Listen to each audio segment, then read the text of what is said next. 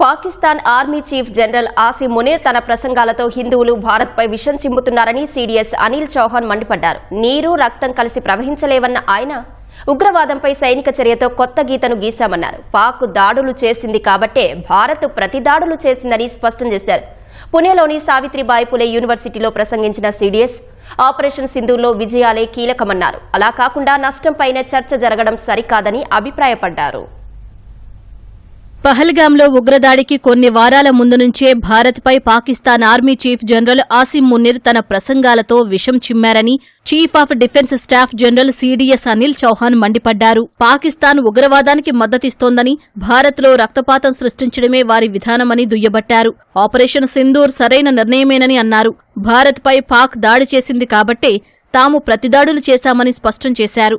Operation సింధూర్లో జరిగిన తాత్కాలిక నష్టాలు భారత సైన్యంపై ప్రభావం చూపవన్న సీడీఎస్ ఇలాంటి సందర్భాల్లో సాధించిన విజయాలనే చూడాలన్నారు. సావిత్రిబాయి పూలే యూనివర్సిటీలో భవిష్యత్ యుద్ధాలు, యుద్ధక్షేత్రాలు అంశంపై ఆయన ప్రసంగించారు. అంతర్జాతీయంగా సంఘర్షణల స్వభావం, పెరుగుతున్న సాంకేతిక ముప్పు, భారత సుదీర్ఘంగా ఉగ్రవాదాన్ని ఎదుర్కొంటున్న తీరును వివరించారు.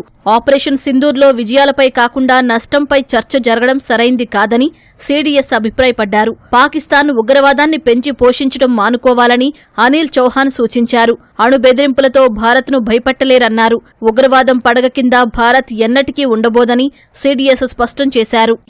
That we'll have water as well as this thing will not flow together. So we have kind of raised the bar. We have connected terror to water, and we have drawn out new lines for military operations against terror. We also said that in case Pakistan hits military establishments, we are going to hit them back. We'll hit them harder, and if they stop, we are going to stop. So when Pakistan did ask for talks and de-escalation, we also at some point of time, not immediately, at some point of time, I would say, did accept what they were saying. పాకిస్తాన్లోని లక్ష్యాలపై భారత సైన్యం ఖచ్చితత్వంతో దాడులు చేసిందని CDS వెల్లడించారు. తర్వాత 48 గంటల్లోనే భారత్పై పాకిస్తాన్ దాడులు చేసిందని, వాటిని సైన్యం 8 గంటల్లోనే నిర్వీర్యం చేసిందన్నారు. ఈ దశలోనే ఆపరేషన్ సింధూర్ కొనసాగితే భారీ నష్టం చవిచూడాల్సి వస్తుందని, పాకిస్తాన్ కాళ్లబేరానికి వచ్చిందని తెలిపారు. పాక్ దాడి చేస్తే భారత్ ప్రతిదాడులు చేస్తుందని తాము ముందే చెప్పామని అనిల్ చౌహాన్ స్పష్టం చేశారు. పాకిస్తాన్ నుంచి కాల్పుల విరమణకు చర్చించాలని అభ్యర్థన వచ్చినప్పుడు భారత్ అంగీకరించిందని సీడీఎస్ అనిల్ వెల్లడించారు. And similar kind of venom was spewed by General Asim Munir against India and Hindus. Speech just few days or weeks before what happened in Pahalgam.